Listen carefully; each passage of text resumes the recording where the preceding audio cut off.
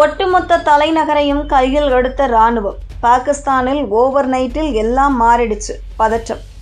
பாகிஸ்தான் நாட்டில் ஒவ்வொரு நாளும் வன்முறை சம்பவங்கள் தொடர்ந்து அதிகரித்தே வருகிறது.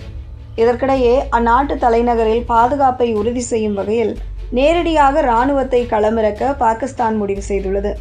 தலைநகர் இஸ்லாமாபாத் முழுக்க இராணுவம் களமிறக்கப்பட்டுள்ள நிலையில் அதன் பாதுகாப்பு நடவடிக்கைகளை இராணுவமே கண்காணிக்கும் என தெரிவிக்கப்பட்டுள்ளது. நமது அண்டை நாடான பாகிஸ்தானில் எப்போதும் போராட்டம், வன்முறை என்றே இருக்கும். சமீப காலமாக முன்னாள் பிரதமர் இம்ரான்கானின் பாகிஸ்தான் தெஹ்ரீக்-இ-இன்சாஃப் கட்சி தொண்டர்களின் மெகா போராட்டம் காரணமாக தலைநகர் இஸ்லாமாபாத் ஒரு கலவர காடாக மாறியுள்ளது.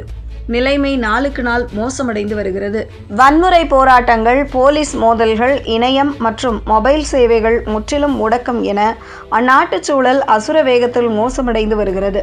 இதன் காரணமாக தலைநகர் இஸ்லாமாபாத்தில் கூட அந்நாட்டு போலீசாரால் பாதுகாப்பை நிலைநிறுத்த முடியவில்லை. இதன் காரணமாக தலைநகர் இஸ்லாமாபாத்தின் ஒட்டுமொத்த பாதுகாப்பையும் பாகிஸ்தான் இராணுவத்திடம் ஒப்படைக்க அந்நாட்டு அரசு அதிரடி உத்தரவிட்டுள்ளது.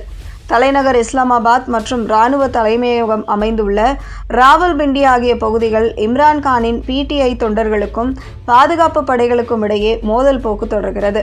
வரும் நாட்களிலும் இந்த வன்முறை மோதல்கள் தொடரும் என எதிர்பார்க்கப்படுவதால் சட்டம் ஒழுங்கை நிலைநாட்ட இராணுவம் களமிறக்கப்பட்டுள்ளது.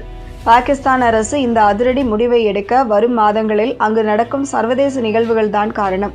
உலக நாடுகள் உற்று நோக்கும் ஷாங்காய் ஒத்துழைப்பு அமைப்பின் உச்சி மாநாடு வரும் அக்டோபர் 15 மற்றும் 16 ஆகிய தேதிகளில் இஸ்லாமாபாத்தில் நடைபெற திட்டமிடப்பட்டுள்ளது.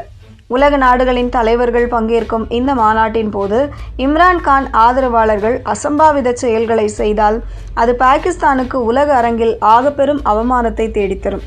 இதன் காரணமாகவே பல மாதங்களுக்கு முன்பே ஒட்டுமொத்த தலைநகரிலும் இராணுவத்தை இறக்கியுள்ளது பாகிஸ்தான் அரசு.